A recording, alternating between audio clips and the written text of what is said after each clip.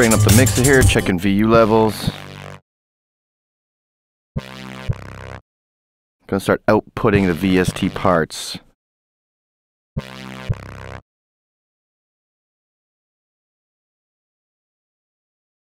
have two options here. One will be to do a freeze edit, where we'll tell Cubase to analyze the VST instrument's output and save it as an audio file. Unload this instrument. Now you're not drawing as much processor power. It's an alternate to exporting or dumping. I prefer to do the dump. I prefer the dump. The export. Choose the instrument I want to dump. Destination folder. File type.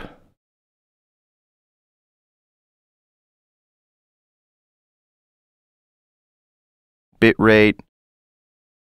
Sample rate. This is the VST instrument I'm outputting, the A1. It's one of the bass lines. Real-time export. And do you want to incorporate this into your audio track? I suggest taking the time to always ID your audio parts like I'm doing right here.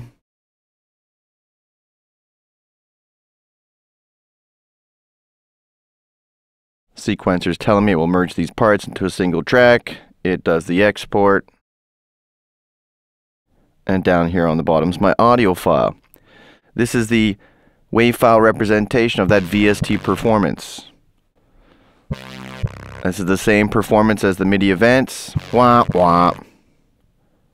Wah, wah.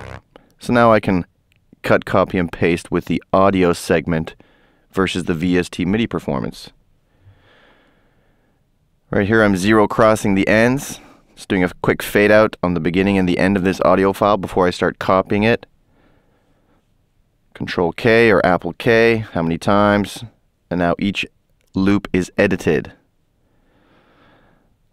Now I'm going to dump this second VST part here, soloing the track, checking the VU, making sure there's no peaks. Once I'm comfortable with the output level, back to File, and export as an audio mixdown. Naming my file. It is always important to name every file. Yes, it's slightly time-consuming typing like this, but it is very important when you do larger sequences in multi-track sessions. Again, IDing the actual audio file itself.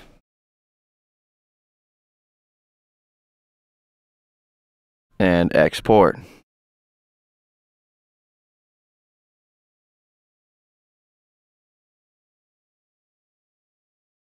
Again, I'm bringing up that audio performance of that VST part. And now I can turn off that second VST instrument, drawing less power from my processor. Again, do the zero crossing on the event before you copy.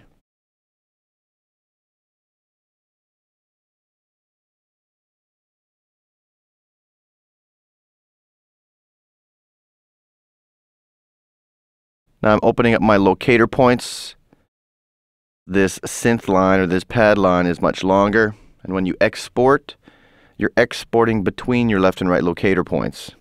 Just adding an audio track, showing the different formats we can have, up to the surround sound, stereo tracks, mono tracks, 5/1.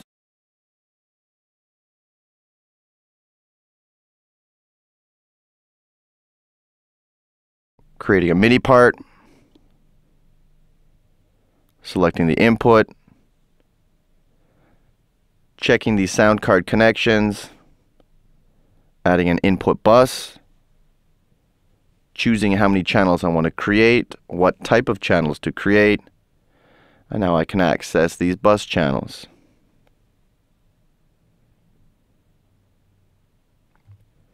All those inputs that were set up in the connections window are now accessible through the audio tracks.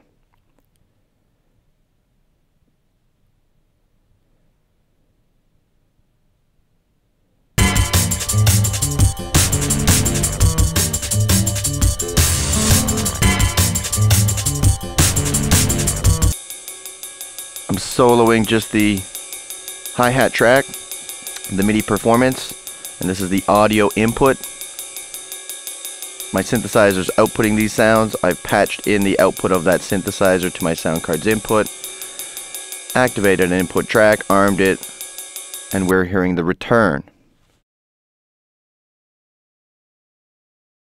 Now I'm just recording it out, or taking a MIDI dump. That's dumping these synthesized parts as a WAV file.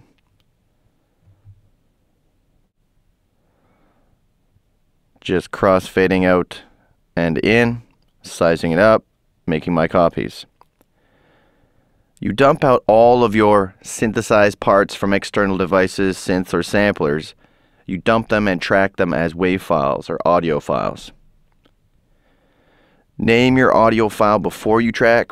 That way the name of that file will be attached to the audio segment itself. It won't have a generic name like MIDI 01 or Audio 01. File management is integral to your success on a computer.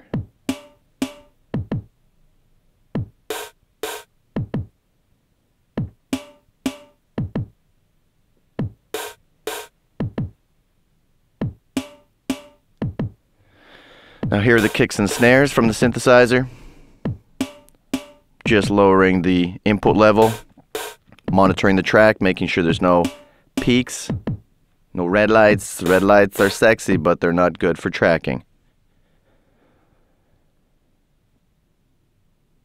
Playing the MIDI events, they're triggering from the synthesizer. The synthesizer's output is patched into my sound card, and we're taking another dump. Just zero crossing the front and ass end of these parts, making sure there's no pops and clicks before copying them. So now those synthesized parts, those kicks, snares, and hi-hats, have been recorded as audio. They can be affected as audio, and I can turn off that synthesizer altogether. Likewise, those VST instruments, their parts have been output. I can turn off their VSTs, turn off any effects, plugins that were inserted on them, and draw more power back onto my computer. If you have a lot of VSTs going at one time, your machine will probably run slowly, unless you have an effective computer with a decent sound card and tons of RAM. A way that you can get around that is to just export or bounce out your VSTs. Alright, so that's the tracking and the exporting stage. Peace out, dude.